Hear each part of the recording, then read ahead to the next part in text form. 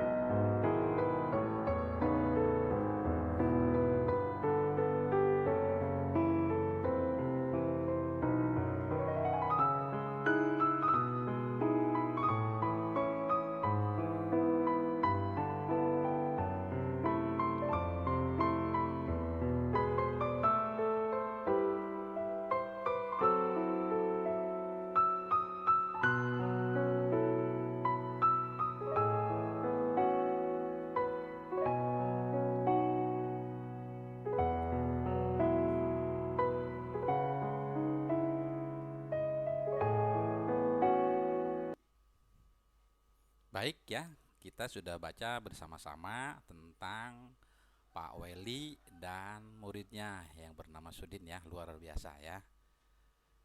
Pengorbanan dan pola pikir Pak Weli selaku kepala sekolahnya ya, sampai mengantarkan peserta didiknya menjadi juara dalam lomba pidato untuk sekolahnya ya. Baik, setelah kita bersama-sama membaca, sekarang kita berdiskusi.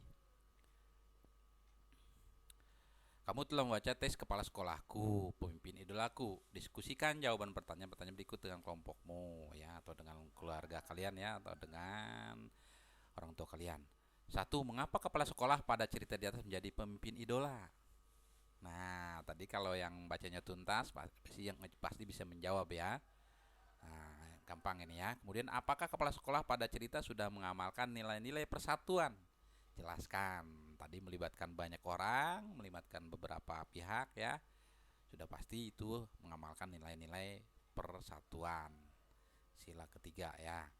Kemudian yang ketiga, apakah kepala sekolah sudah menerapkan nilai-nilai kerakyatan? Jelaskan. Ini sila keempat ya. Kemudian apa alasan kepala sekolah membantu Sudin untuk mengikuti lomba pidato? Ya tadi juga ada di teksnya ya, tinggal kalian pindahkan ke sini ya. Kemudian apa yang bisa kita teladani dari sosok kepala sekolah tersebut? Banyak teladannya ya tadi.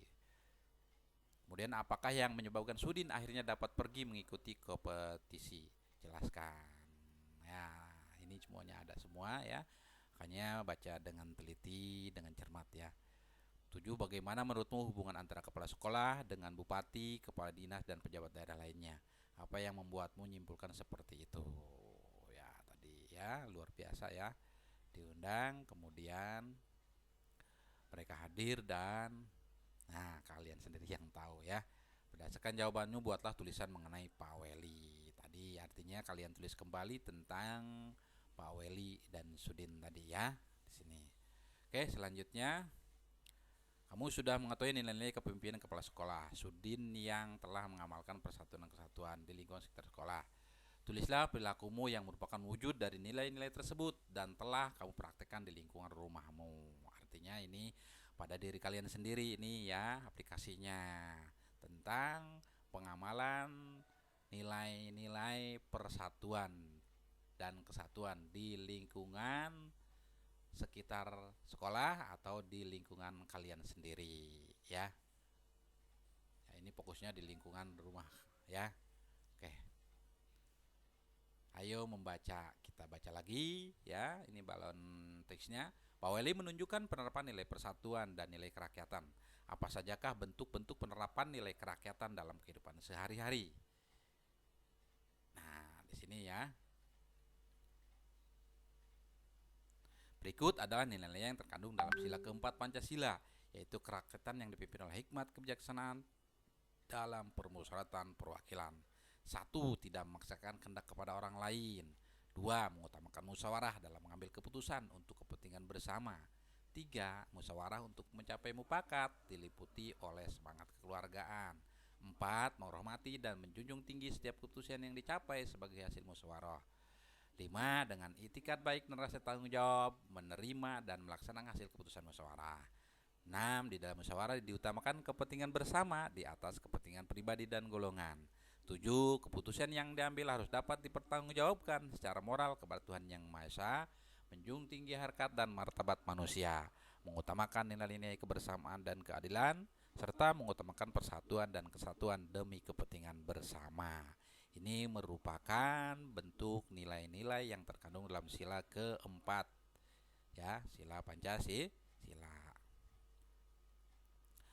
Setelah tadi kita membaca tentang nilai-nilai Pancasila, ayo menulis. Tuliskanlah contoh-contoh penerapan nilai-nilai kerakyatan dalam kehidupan sehari-hari. Nah, ini contoh-contoh penerapan nilai-nilai kerakyatan dalam kehidupan sehari-hari. Bisa di lingkungan rumah kalian, lingkungan masyarakat, ataupun lingkungan sekolah. Tuliskan tugasmu dan presentasikan di depan teman-teman dan guru. Lakukan bergantian. Ya, ini cukup kalian tulis saja ya.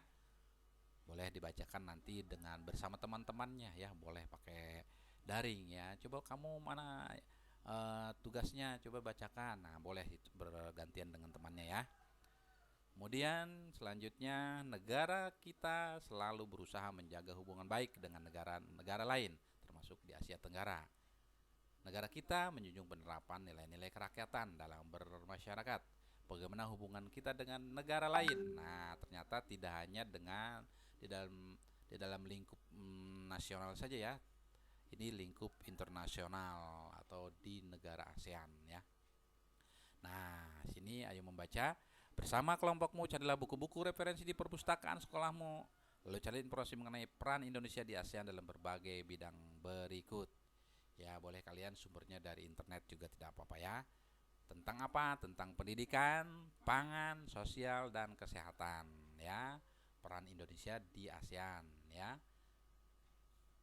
Oke. Kemudian tidak hanya kesehatan, pariwisata. Kemudian nanti tuliskan hasil laporanmu dalam bentuk yang menarik. Kamu dapat membuatnya dalam bentuk paparan atau diagram. Nah, sini ya. Kemudian kita ke bahasa Indonesia. Tulislah rancangan pidato singkat untuk mengajak teman-temanmu gemar membaca. Ingatlah teks pidato harus memuat hal-hal pokok berikut.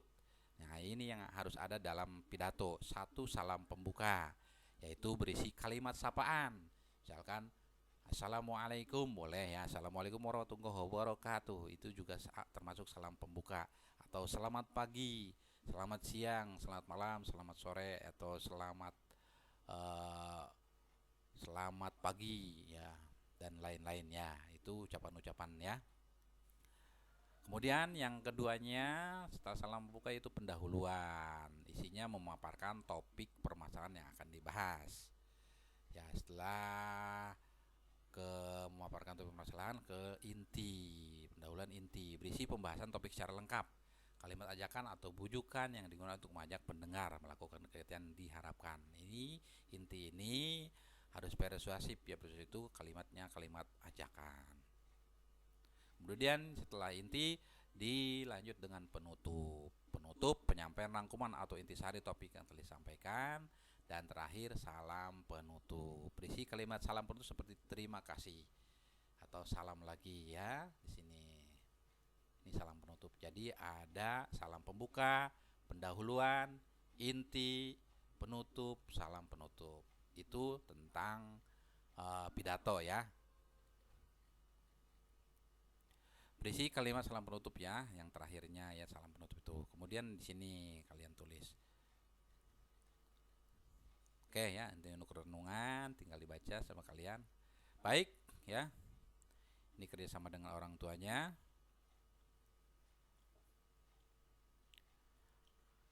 Lanjut ke pembelajaran 4. Ini balon udaranya. Sudin akan mengikuti lomba pidato. Dia mempersiapkan diri dengan baik, termasuk mengenakan pakaian yang nyaman. Mengapa Sudin harus mengenakan pakaian yang nyaman? Ya. Oke, kita kembali membaca lagi ya. Ayo membaca judulnya, cara menjaga kesehatan reproduksi pada masa pubertas.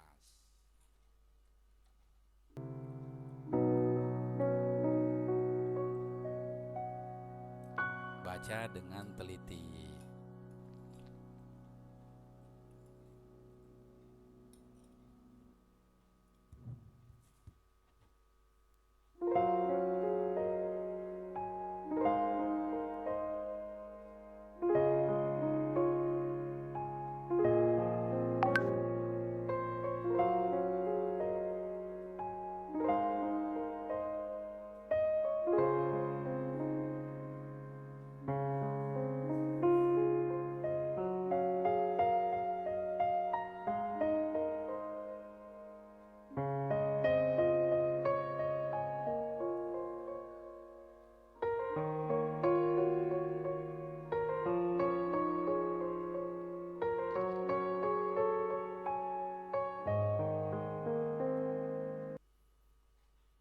Baik ya, setelah kalian baca tadi tentang cara menjaga kesehatan reproduksi pada masa pubertas ya, ini tolong kalian laksanakan di rumahnya ya, agar kalian tetap terjaga kesehatan kalian ya, terutama untuk para wanita nih, para perempuan ya. Sekarang ayo berkreasi. Pada pelajaran 2, kamu dan kelompok telah menuliskan rencana karya berisi cara menjaga kesehatan reproduksi pada masa pubertas. Kini wujudkan rencana karya itu, buatlah sebagus mungkin. Pada pelajaran sebelumnya diceritakan bahwa Sudin akan mengikuti lomba pidato. Bagaimana pidato yang dibaca Sudin dalam lomba itu? Nah, ini Sudin ya, sedang lomba pidato.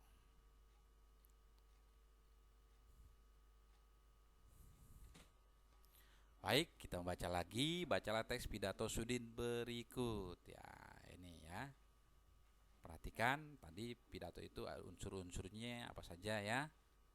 Ada 5 tadi ya. Silakan kalian perhatikan lagi pidato Sudin berikut.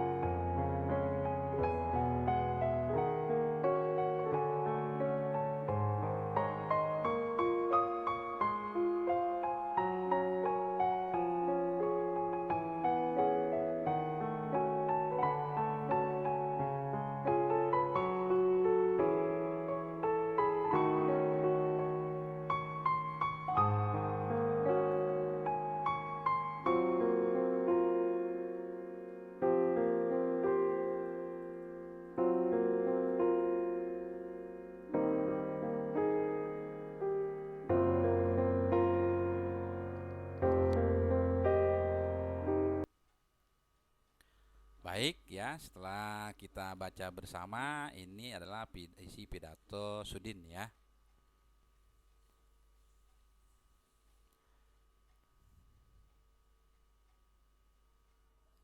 Ayo menulis, tuliskan pendapatmu mengenai isi pidato Sudin. Kamu dapat menilai pidatonya dengan memberi tanda checklist pada kolom berikut yang sesuai. 1. Teks pidato memiliki bagian pembuka. Ada nggak tadi pembukanya? Ya, Bapak kasih contoh ya. Tadi kita lihat ke sini. Ini pembukanya, selamat pagi Bapak, Ibu, dan teman-teman semua. Berarti ini adalah termasuk ke dalam salam pembuka. Berarti kalian nanti akan di sini checklist ada berarti ya. Yang kedua, teks pidato memiliki bagian inti. Ada enggak? Nah, kalian sendiri nanti yang menjawab ya. Itu hanya contoh tadi Pak Haji ya. Kemudian yang ketiga, bagian inti teks pidato menjelaskan tentang topik yang dibahas dengan lengkap. Apa ada tidak ya. Kemudian seterusnya yang nomor 4, nomor 5, 6 ya. 7, 8. Ya, tolong itu kalian checklist nanti ya.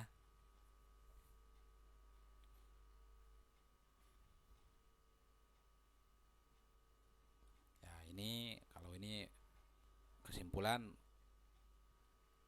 boleh ditulis ya. Dalam pidatonya Sudin menceritakan pengalamannya tentang manfaat persatuan.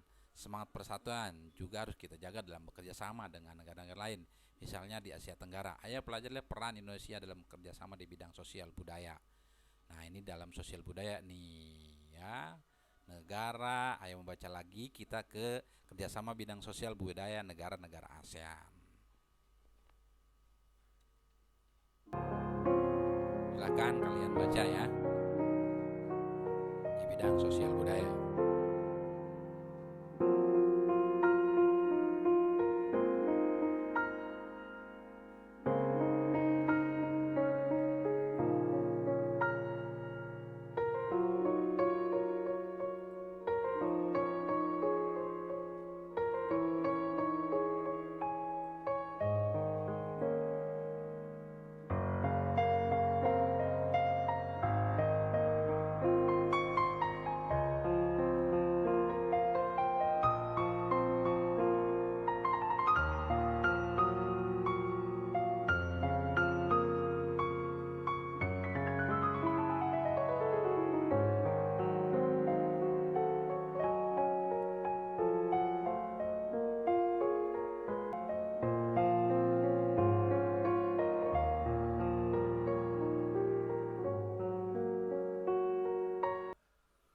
Baik, setelah kita membaca tentang kerjasama bidang sosial budaya negara-negara ASEAN ya, ini ada beberapa kerjasamanya ya, sudah jelas di sini ada ya.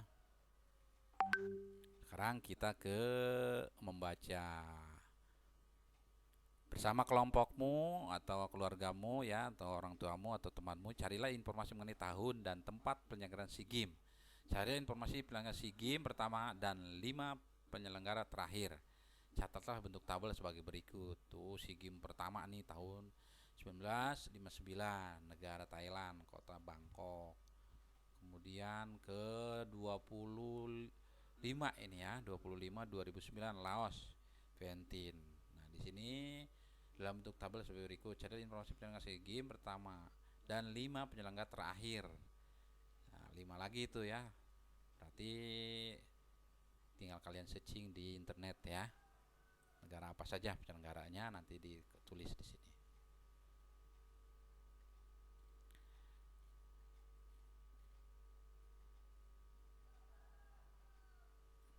Terakhir di sini ini sudah ya renungan. Kemudian apa yang dapat kulakukan untuk meningkatkan persatuan dan kesatuan bersama teman-temanku ya, ini termasuk aplikasi ya.